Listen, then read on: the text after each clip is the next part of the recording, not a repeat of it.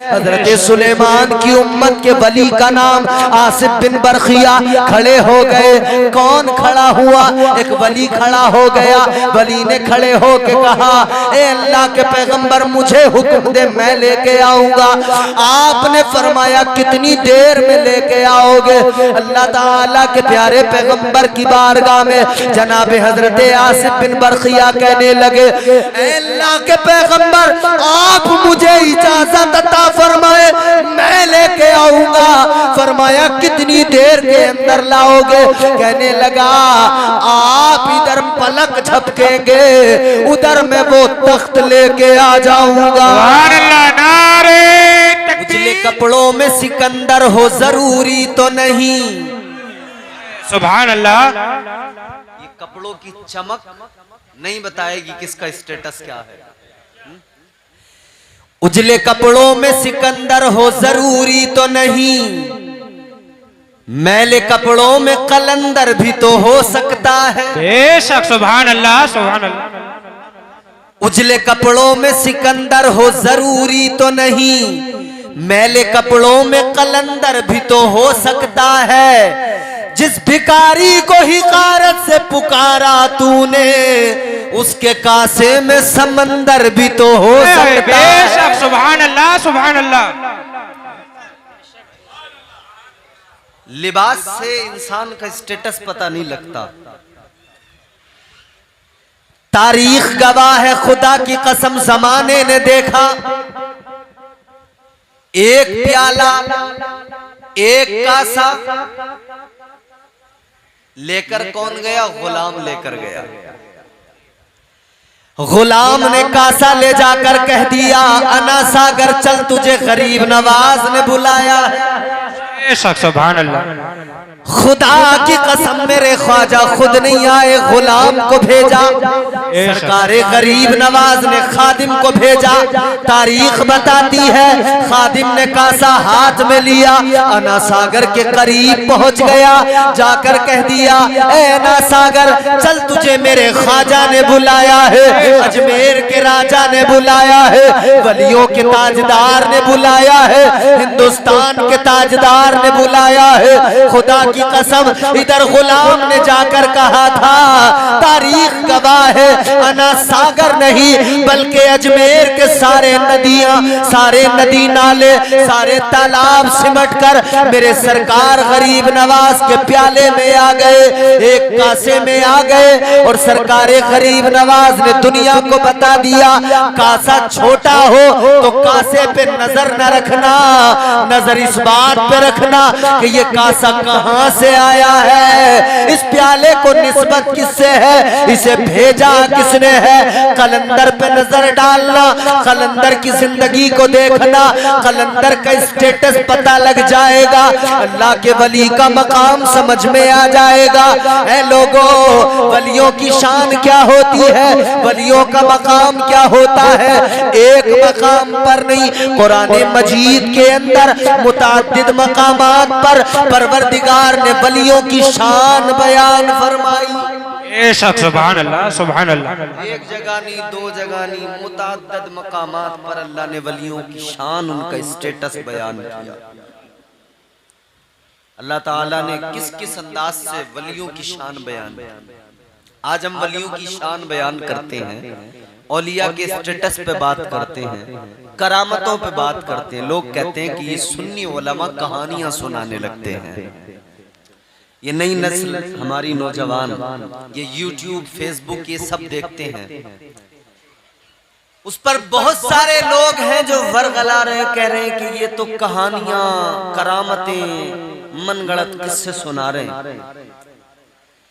सारी दुनिया के अंदर जितने भी लोग कुरान मजीद को पढ़ते हैं, सारी दुनिया के अंदर जितने भी लोग कुरान पे ईमान रखते हैं, खुदा की कसम मैं कुरान पढ़ के सुनाऊंगा, कुरान से वलियों का मकाम भी बताऊंगा और कुरान से करामतें भी सुनाऊंगा। अगर ना सुना हूं तो कहना, मगर आज सुन के जाना, सारी दुनिया को बताना, ये किस्से कहानियां नहीं है, करामतें तो अल्लाह ने कुरान में बयान फरमाई। बेशक। सुभान अल्लाह, सुभान अल्लाह। करामतें तो अल्लाह ने कुरान में बयान। मैंने जो आया करीमा पढ़ी उसका जरा सा आपको पस मंजर पहले मैं सुना दूं। पस मंजर ये है कि अल्लाह ताला के एक बरगुज़ीदा पैगंबर जलीलुल कद्र पैगंबर, जिन्हें अल्लाह ने पूरी दुनिया की हुकूमत बादशाही सल्तनत अता फरमाई, नाम है हजरत सुलेमान अलैहिस्सलाम। आप जानते होंगे 4 बादशाह दुनिया में गुजरे। कितने? 4 बादशाह ऐसे गुजरे जिन्होंने सारी दुनिया पे कोई एक खित्ता नहीं बचा उनसे। माफ करना, मेरी तकरीर में आपको कॉमेडी नहीं मिलेगी, हंसी मजाक ये सब नहीं मिलेगा। मैं कुरान सुनाऊंगा, अगर समझ में आए तो सुनना आप। 4 बादशाह ऐसे हुए जिन्होंने पूरी रुए जमीन पर पूरी दुनिया पे हुकूमत की। उन 4 में 2 मोमिन हैं, 2 गैर मोमिन, 2 साहिबे ईमान, 2 वो जिन्हें ईमान से कोई ताल्लुक नहीं। ऐ मेरे अजीजों गौर करो, सारी दुनिया पर हुकूमत करने वाले 4 बादशाह, 4 लोग परवरदिगार आलम ने रूए जमीन की हुकूमत अता फरमाई। 2 साहिबे ईमान, 2 मोमिन। कौन है वो 2 मोमिन? एक अल्लाह के पैगंबर जनाबे हजरत सुलेमान अलैहिस्सलाम। अल्लाह ताला ने सारी दुनिया की हुकूमत अता फरमाई। परवरदिगार ने कायनात की बादशाही, कायनात की सल्तनत अता फरमाई। हवा भी आपके हुक्म पे चलती है, जिन्नात भी आपके हुक्म पे काम करते हैं, चरिंदो परिंद भी आपकी गुलामी और इताअत करते हैं। हजरत सुलेमान को अल्लाह ने शान अता फरमाई।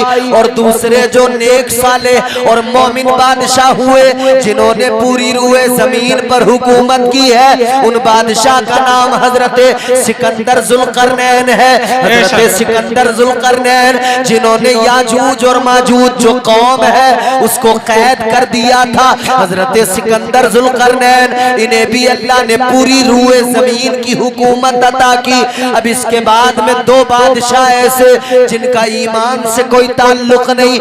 एक बादशाह जिसका नाम आपने सुना होगा, उस बादशाह को कहते हैं नमरूद। नमरूद ने भी पूरी दुनिया पे हुकूमत की, पूरी कायनात पे हुकूमत की। नमरूद के दौरे हुकूमत के अंदर एक इंसान वाहिद, हजरत इब्राहीम अलैहिस्सलाम, वाहिद एक शख्सियत जो अल्लाह का नाम लेने वाले, अल्लाह की इबादत करने वाले, दूसरा कोई अल्लाह का नाम लेवा नहीं था, दूसरा कोई रब की परस्तिश करने वाला नहीं था। वो नमरूद, उसे भी अल्लाह ने बादशाहत अता फरमाई। एक और बादशाह गुजरा है, एक और बादशाह जिसका नाम मेरे अजीजों, वो जो 4था बादशाह गुजरा है, वो बादशाह भी काफिर है, बख्ते नसर उसका नाम है। बख्ते नसर ने भी पूरी रुए जमीन पर हुकूमत की। मगर सुनो सुनो, एक और 5वें बादशाह होंगे, वो भी सारी रुए जमीन पर हुकूमत करेंगे। सारी कायनात पर उन 5वें बादशाह की सल्तनत होगी। वो आए नहीं, आने वाले हैं, वो आए नहीं, कयामत से पहले आएंगे। 5वें बादशाह का नाम क्या होगा? वो मेरे नबी की आल होंगे, मेरे मुस्तफा के घराने से होंगे। उनका नाम हजरत इमाम मेहदी होगा। सुभान अल्लाह। नारे तकबीर, नारे तकबीर, नारे रिसालत, मसलके आला हजरत, फैजाने औलियाए किराम, फैजाने औलियाए किराम, नारे तकबीर, नारे रिसालत। तो 5वें बादशाह जो पूरी दुनिया पे हुकूमत करेंगे, खलीफा होंगे, वो हजरत इमाम मेहदी। मगर मैं बात हजरत सुलेमान अलैहिस्सलाम की कर रहा हूँ।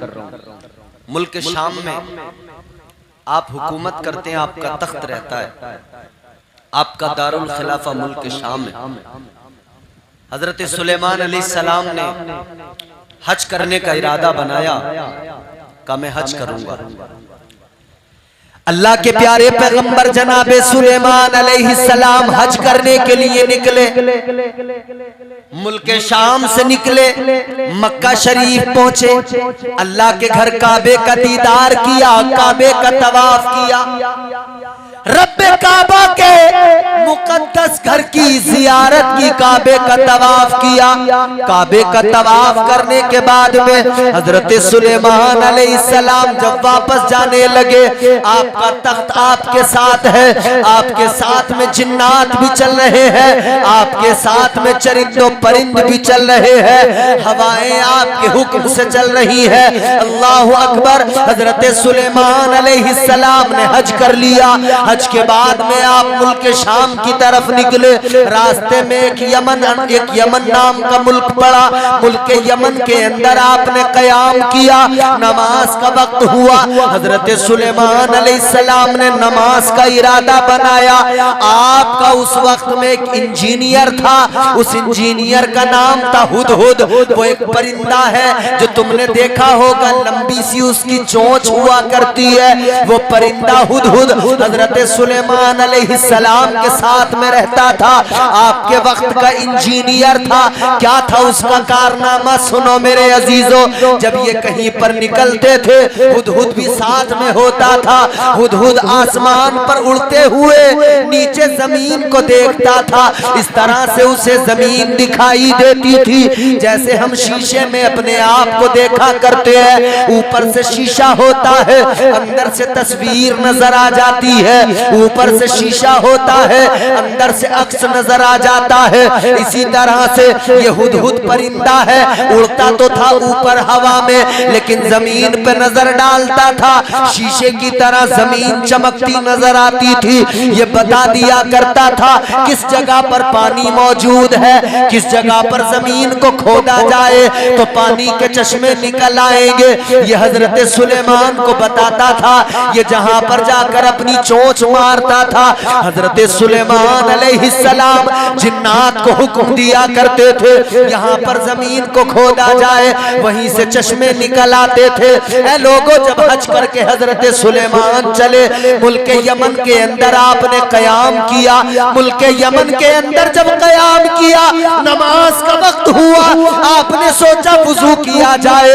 आपने फरमाया हुदहुद को बुलाओ, पानी बताएगा।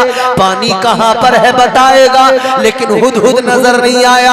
आपने फरमाया कहाँ गया हुदहुद, हुदहुद को बुलाओ, परिंदे को बुलाओ। लेकिन मेरे अजीजों एक बात सुनो, जो जिसकी जिन्स होती है उससे उसे फितरी तौर पर मोहब्बत होती है, यानी वो उसी में रहना पसंद करता है। इंसान इंसानों में रहते हैं, जानवर जानवरों में रहा करते हैं। अब हुदहुद परिंदा मुल्क शाम का, लेकिन इसे यमन में एक हुदहुद मिल गया, अपनी नस्ल का परिंदा मिल गया, अपनी जात का परिंदा जब इसको मिल गया, मेरे अजीजों, हुदहुद ने, जो मुल्क यमन का हुदहुद था, उसने कहा तू कहां से आया है?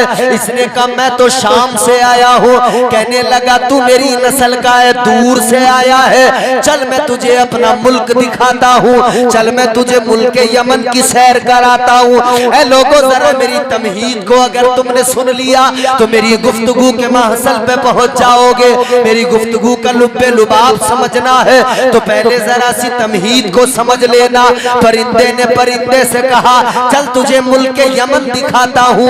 ये इधर मुल्क यमन देखने लगा, उधर इसकी जरूरत हजरत सुलेमान को पड़ी। आप उधर देख रहे, कहाँ गया हुदहुद? इधर हुदहुद तो घूम रहा है। अब इस हुदहुद ने कहा ऐ मुल्क शाम के रहने वाले हुदहुद, सुन ले, तू एक पैगंबर के साथ रहता है, अल्लाह के पैगंबर के साथ में रहता है, मगर सुन ले, हमारे मुल्क के अंदर एक मलका रहती है, चल तुझे उस मलका का दरबार दिखाई देता हूँ, चल तुझे उस मलका का तख्त दिखाई देता हूँ। मुल्क सबा की मलका नाम है बिल्कीस। बिल्कीस के दरबार में लेकर चला गया, बिल्कीस का दरबार दिखाने लगा, बिल्कीस का महल दिखाने लगा, बिल्कीस का तख्त दिखाने लगा। ऐ लोगों, कौन सा तख्त है? वो तख्त भी कैसा तख्त है? 7 मंजिला तख्त है, 40 गज लंबा है, 80 गज चौड़ा है। ये तख्त है बिल्कीस का, इतना वसीओ अरीज तख्त है, बड़ा खूबसूरत बना हुआ है।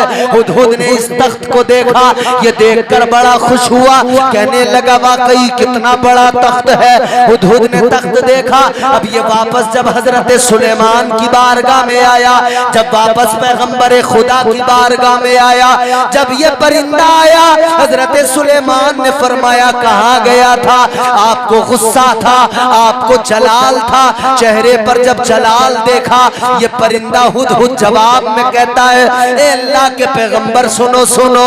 इस परिंदे का जवाब भी देखो, कहने लगा आप अल्लाह ताला के पैगंबर हैं, आपको अल्लाह ने बादशाही अता फरमाई है।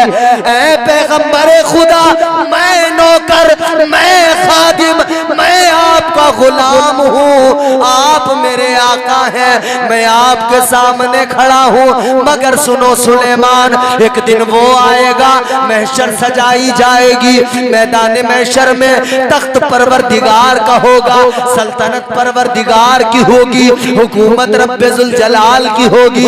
परवरदिगारे आलम उस वक्त में जलवा फरमा होगा और रब के सामने तुम्हें भी खड़े होना है।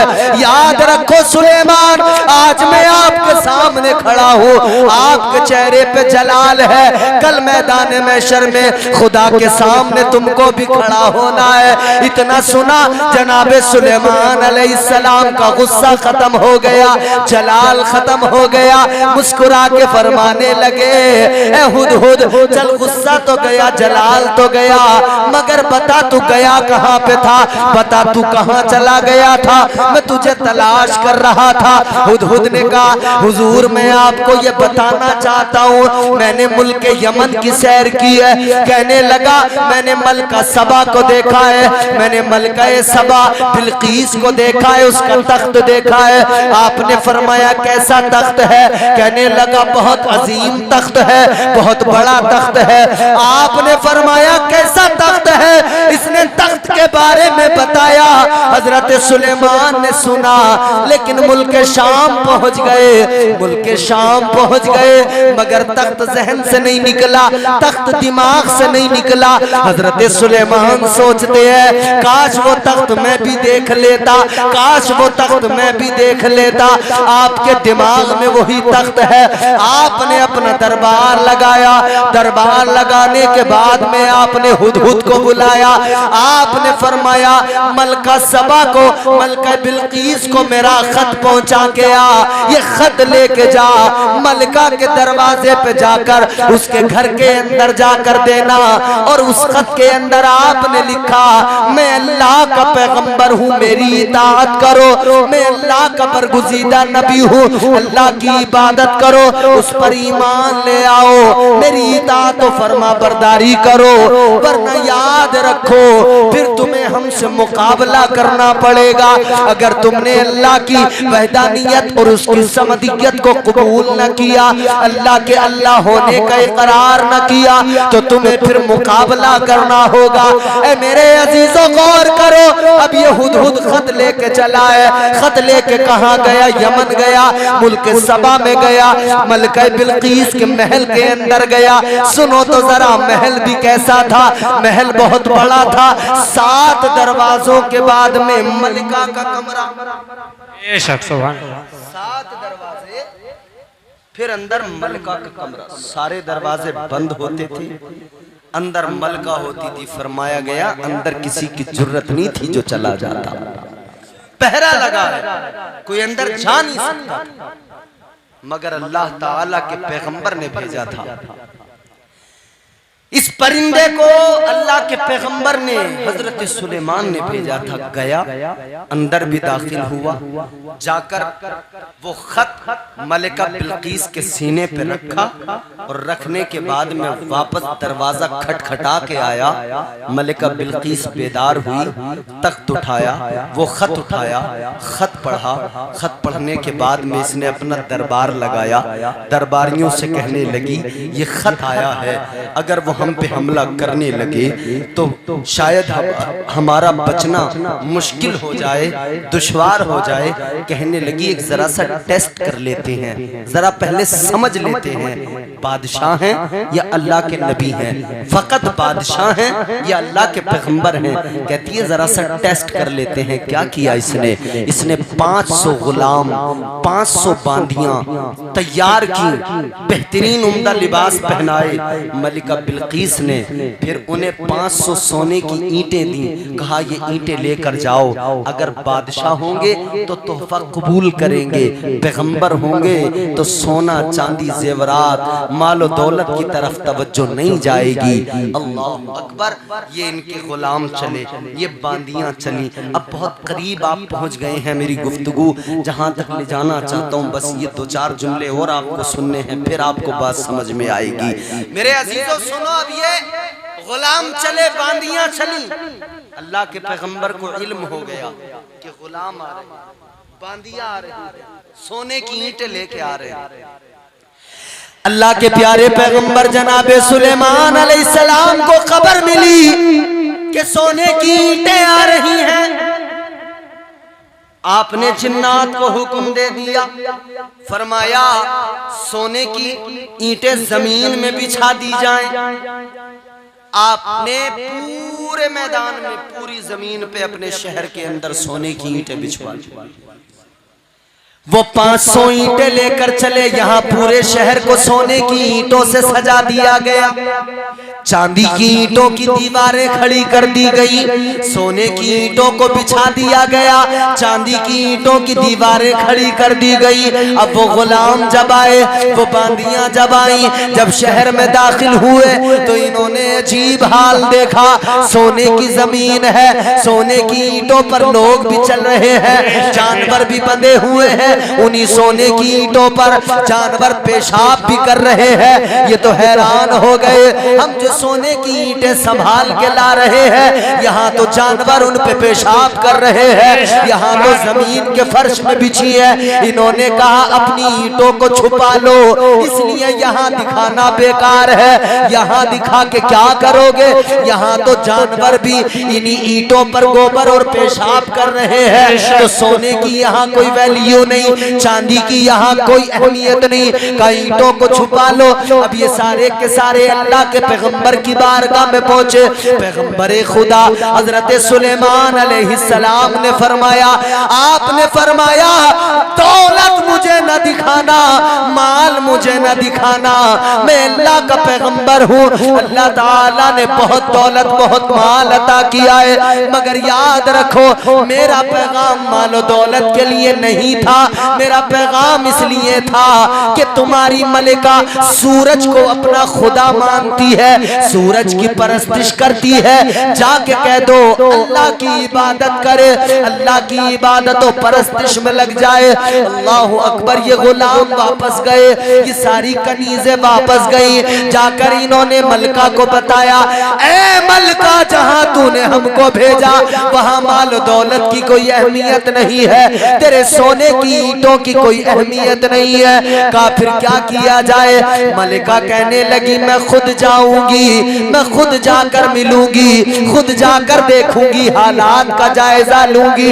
अल्लाहु अकबर कबीरा। अब ये मलिका पूरे शाम से चली है, कहाँ जा रही है? मुल्क शाम। हजरत सुलेमान की बारगाह में जा रही है। हजरत सुलेमान को खबर मिली, आपने जिन्नात को हुक्म दिया इस बार महल के अंदर शीशे की जमीन बना दी जाए। सुभान अल्लाह, सुभान अल्लाह। जमीन शीशे की। फरमाया सारी जमीन महल के अंदर शीशे की बना दो, नीचे पानी बहाओ, ऊपर शीशा। इतनी नफासत के साथ में शीशा बिछाया गया, लगता था जैसे जमीन नहीं पानी पे चल रहे हैं, लगता था पानी पे चल रहे हैं। ऐ लोगों गौर करो, शीशे की जमीन बना दी गई, अंदर से पानी ऊपर से शीशा। मलिका ने जब आकर, मलिका आ रही है, अभी 3 मील की दूरी पर है, लगभग 4-5 किलोमीटर की दूरी पर। हजरत सुलेमान अपने दरबार में, अपने दरबार के अंदर हजरत सुलेमान को ख्याल आया। आपने सोचा मलिका तो आ रही है, ऐसा किया जाए कि मलिका के आने से पहले उसका तख्त भी मंगा लिया जाए। अल्लाह, बेशक बेशक। वही तख्त तो बताया था ना हुदहुद ने कि 7 मंजिला तख्त है, उस तख्त के बारे में तो बताया था। हजरत सुलेमान अलैहिस्सलाम ने फरमाया तख्त मंगाया जाए। आपने अपने दरबार के अंदर फरमाया कौन है जो तख्त लेके आएगा मलिका के आने से पहले, कौन है जो जल्दी लेके आएगा। आपके दरबार के अंदर एक जिन खड़ा हो गया, बहुत बड़ा जिन है। अब कुरान सुनिए यहां से, जिन खड़ा हो, अल्लाह ताला ने कुरान में पूरा बयान फरमाया। परवरदिगारे आलम ने फरमा दिया काला इफरीतुम मिनल जिन्न। अल्लाह ताला ने कुरान मजीद में फरमा दिया एक जिन खड़ा हो गया, कहने लगा ऐ पैगंबरे खुदा, ऐ अल्लाह के पैगंबर सुनो, आप ये मुझे खिदमत अता फरमा दे, ये मौका मुझे दे दे, मैं जाकर उस तख्त को लाऊंगा। आपने फरमाया कितनी देर में लाएगा। कहने लगा क़ब्ला अन तक़ूम मिन मक़ामिक। कहने लगा अल्लाह के पैगंबर आप मुझे इजाजत दे, जितनी देर में आप महफिल से खड़े होंगे, जब आप क़याम करेंगे, मैं उससे पहले पहले तख्त लेके आ जाऊंगा, उससे पहले पहले तख्त आपकी बारगाह में पहुंचा दूंगा। आपने फरमाया और कौन है जो इससे भी ज्यादा जल्दी लेके आए, इससे ज्यादा जल्दी कौन लाएगा। अल्लाह ताला का कुरान कहता है एक इंसान खड़ा हुआ, उस इंसान ने कहा मैं लेके आऊंगा, मुझे खिदमत का मौका दे। परवरदिगार ने कुरान मजीद में फरमाया क़ालल्लज़ी इंदहू इल्मुम मिनल किताब। ये जो खड़ा हुआ, कौन खड़ा हुआ? अल्लाह का कुरान कहता है वो खड़ा हुआ जिसके पास किताब का इल्म मौजूद था। किताब का इल्म रखने वाला कौन था? जनाबे हजरत आसिफ बिन बरखिया। ये कौन है आसिफ बिन बरखिया? अब जरा तफसीरें उठा के देखो, तफसीरें जलालैन पढ़ के देखो, तफसीरें मजहरी पढ़ के देखो, तफसीरें रूहुल बयान पढ़ के देखो, तफसीरें नईमी पढ़ के देखो। फरमाया गया ये जो आसिफ बिन बरखिया है ये कोई नबी नहीं है, ये कोई जिन्न नहीं है, ये बल्कि एक इंसान है। हजरत सुलेमान अलैहिस्सलाम के उम्मती है और अल्लाह ताला के वली है। हजरत सुलेमान की उम्मत के वली का नाम आसिफ बिन बरखिया। खड़े हो गए। कौन खड़ा हुआ? एक वली खड़ा हो गया। वली ने खड़े हो के कहा ए अल्लाह के पैगंबर मुझे हुक्म दे, मैं लेके आऊंगा। आपने फरमाया कितनी देर में लेके आओगे? अल्लाह ताला के प्यारे पैगंबर की बारगाह में जनाब हजरत आसिफ बिन बरखिया कहने लगे अल्लाह के पैगंबर आप मुझे इजाजत अता फरमाए, मैं लेके आऊंगा। फरमाया कितनी देर के अंदर लाओगे? कहने लगा आप इधर पलक झपकेंगे, उधर मैं वो तख्त लेके आ जाऊंगा। नारे तकबीर, नारे रिसालत, फैजाने औलियाए किराम, फैजाने औलियाए किराम, नारे तकबीर, नारे रिसालत। फरमाया कितनी देर में? कहा पलक झपकेंगे ना, इतनी देर में ले आऊंगा। ऐ मेरे अजीजों गौर करो, अब यहां से वली की करामत का भी पता लगा और एक वली की ताकत का भी पता लगा। एक जिन्न था, बड़ा ताकतवर था। उसने कहा कि जब तक महफिल बर्खास्त होगी, जब तक आप खड़े होंगे, तब तक ले आऊंगा।